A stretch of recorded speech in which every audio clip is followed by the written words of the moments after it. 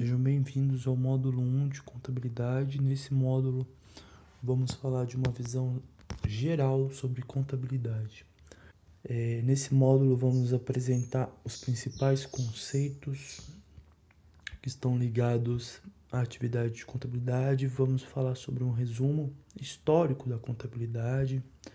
Vamos também falar sobre o IFRS, o CPC, qual é a função da contabilidade, sobre legalização de empresa, sobre tributário, as operações administrativas, as operações contábeis, o que a contabilidade faz exatamente. E vamos também falar sobre o departamento pessoal. Esse módulo ele procura, como dito anteriormente, falar sobre uma visão sistêmica, então uma visão mais rasa e mais abrangente sobre as atividades contábeis. Nos próximos módulos vamos falar exatamente das nuances de cada atividade que nós vamos falar agora. Para iniciar, eu gostaria de falar sobre o conceito de empresa. O que é uma empresa? Uma empresa é representada pelo conjunto de ações e de recursos que são usados para executar uma atividade comercial. O que é administração? A administração é dirigir, é controlar os recursos que são usados na atividade comercial executada. É também planejar o futuro, os futuros recursos que serão utilizados para que o negócio tenha perenidade, para que o negócio tenha continuidade. E é também da responsabilidade do administrador tomar todas as decisões importantes que impactam o negócio, sendo aconselhado que as decisões de baixo grau sejam delegadas aos colaboradores. Então, pessoal, voltando um pouco sobre empresa, eu não posso dizer que uma empresa que está fechada, sem atividade, é uma empresa.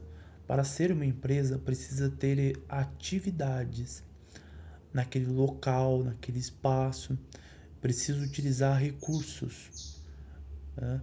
E esses recursos, o principal objetivo dele tem que ser o meio de troca, tem que ser a venda. Então tem que existir uma atividade comercial também. Então é o conjunto de ações e de recursos utilizados para executar uma atividade comercial. Esse é o conceito de empresa, né? E na mesma linha é o administração, justamente dirigir, controlar os recursos que são usados na atividade comercial que é executada. Então é eu dirigir, é eu controlar tanto as atividades das pessoas, como o que está sendo utilizado de insumo, como o que está sendo utilizado de equipamentos para executar determinada atividade, seja ela comercial, seja ela de serviços. E também é da responsabilidade do administrador tomar todas as decisões, planejar o futuro da empresa. E algumas coisas não dá para ser delegada, não é tudo que dá para delegar. Decisões que são importantes para o negócio, que vai mudar a perspectiva do negócio, sempre devem ser tomadas pelo gestor, pelo administrador da empresa. E nessa mesma linha, como é que a contabilidade, aliás, vamos colocar a pessoa, como é que o contador ele pode somar nesse conjunto? O profissional de contabilidade, o contador, ele deve ser qualificado, ele deve ser autorizado pelo CRC para executar e para dirigir todas as atividades de um escritório ou departamento interno de contabilidade. Este profissional de contabilidade interno ou externo deve ser sempre imparcial, pois ele é responsável pela gestão de informações, usadas por todos os usuários, todos os stakeholders, sejam banco, fornecedores, governo, investidores. O contador também ele fornece ao administrador as informações importantes para a tomada de decisão no negócio. Então, o contador, ele, assim como o administrador, ele controla, ele dirige, ele é um gestor de um time de contabilidade. E esse cara, ele deve ter, assim, além do grande conhecimento teórico, uma bagagem também de trabalhos anteriores que o capacita para estar ali naquela posição. Um resumo da história da contabilidade. A contabilidade surgiu por causa da necessidade que o homem teve de controlar os seus bens. Não se sabe exatamente em qual ano isso aconteceu.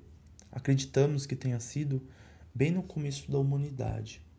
A contabilidade sempre esteve se adaptando e uma delas merece nossa apreciação, que foi quando o matemático Frei Luca Pacioli, no ano de 1494, publicou em seu livro Partículas de Comptus Scriptus, o método das partidas dobradas, que basicamente evidenciou que para cada débito haveria a necessidade de um crédito, e desde então as operações registradas na contabilidade seguiram este padrão. No Brasil, a contabilidade veio junto com a monarquia e os primeiros cidadãos imigrantes. Com a colonização, cresceu a necessidade de contadores locais e, em 1902, foi aberto o primeiro curso de contabilidade na Escola Prática de Comércio Álvares Penteado. As normas contábeis eram exclusivas do Brasil, criadas em leis pelos governos passados. As bases eram sempre as normas americanas. Com o passar do tempo, tivemos que nos adaptar à globalização e fazer os relatórios contábeis que poderiam ser lidos em qualquer parte do globo, sem dificuldade. Nessa parte histórica de contabilidade, a gente pode notar que, primeiramente, a contabilidade ela surgiu por causa da necessidade humana de se ter um controle, ou seja, de controlar ali a quantidade de patrimônio que a pessoa tinha. No começo era algo bem rudimentar, né? Tanto é que grandes estudiosos dizem que a contabilidade começou ali quando o sujeito, para controlar a quantidade de animais que tinha, ele começou a contabilizar com pedras. Então, pela quantidade de animais que ele tinha, era a mesma quantidade de pedrinhas que ele tinha ali em determinado local. Surgia uma nova, ou seja, tinha um nascimento de algum animal, ele colocava mais uma pedra. Teve a morte de um animal, tirava suas pedras, e assim sempre ele sabia a quantidade de animais que ele tinha. Era controlar justamente o patrimônio que essa pessoa tinha. E isso foi bem no começo da humanidade, assim que o ser humano começou a ter mais consciência.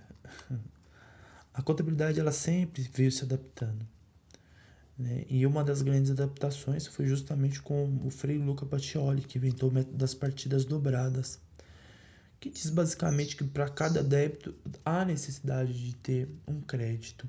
Então, para cada operação que é feita na empresa, tem a necessidade de ter dois lançamentos, um a débito e outro a crédito. Exemplo, pagamento de aluguel.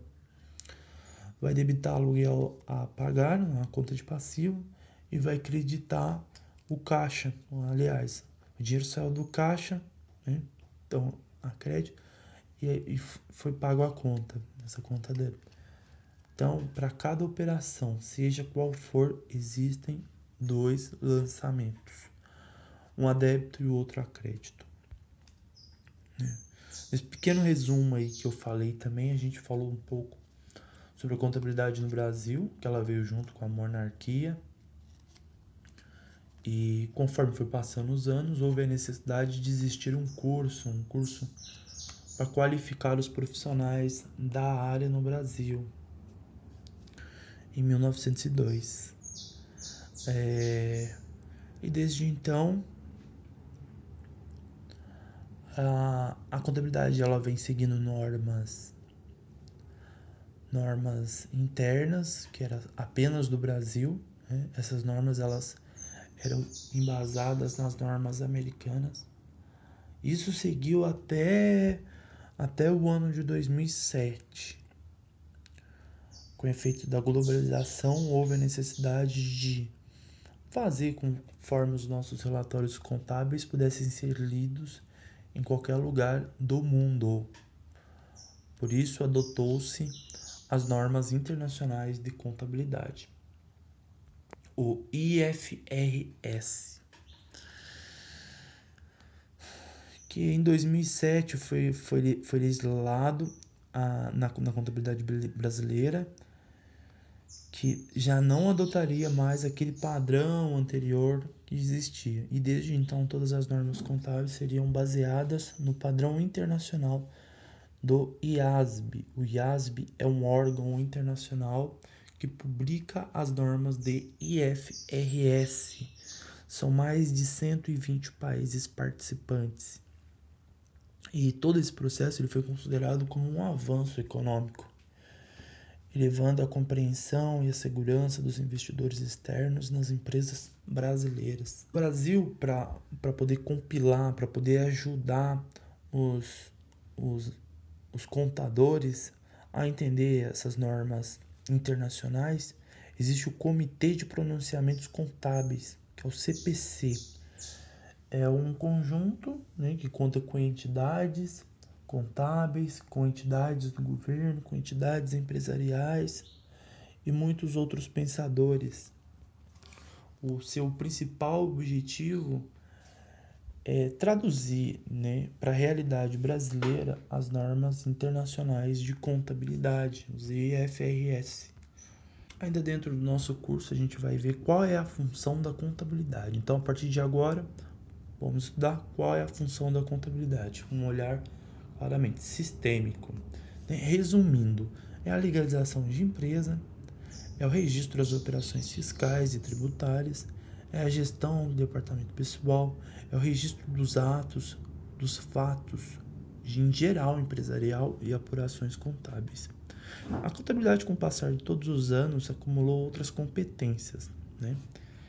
Que, assim como falado agora, acabou dividindo, acabou fracionando exatamente o que era a contabilidade. Que dentro de um escritório de contabilidade são divididos em departamentos. Cada um tem a sua especialização e estes departamentos são nomeados de o departamento legal, fiscal, contábil, o departamento pessoal. Todos esses formam as funções da contabilidade. Vamos falar sobre cada um desses departamentos. Para começar, vamos falar sobre legalização da empresa. O serviço de departamento legal é a abertura de empresas, as alterações do quadro societário, encerramento de CNPJ, aquisição de licenças, mediação de órgãos públicos para saneamento de regularização de dívidas, dentre muitas outras competências que se seguem esta linha de atividade. Vamos estudar as atividades mais comuns desses departamentos. Para iniciar a abertura de empresa é necessária a apresentação dos documentos aos órgãos públicos e através de um processo administrativo, esclarecendo todas as indagações e aprovando a abertura. Os documentos que formam o negócio serão liberados como CNPJ, a inscrição municipal, a inscrição estadual, a licença de funcionamento e outros. Dentre as atividades do legal temos a negociação de dívida também, temos a negociação de dívida, temos a gestão da documentação legal da empresa, certidões, os registros de operações fiscais, tributárias. Esse departamento é chamado de departamento fiscal na contabilidade.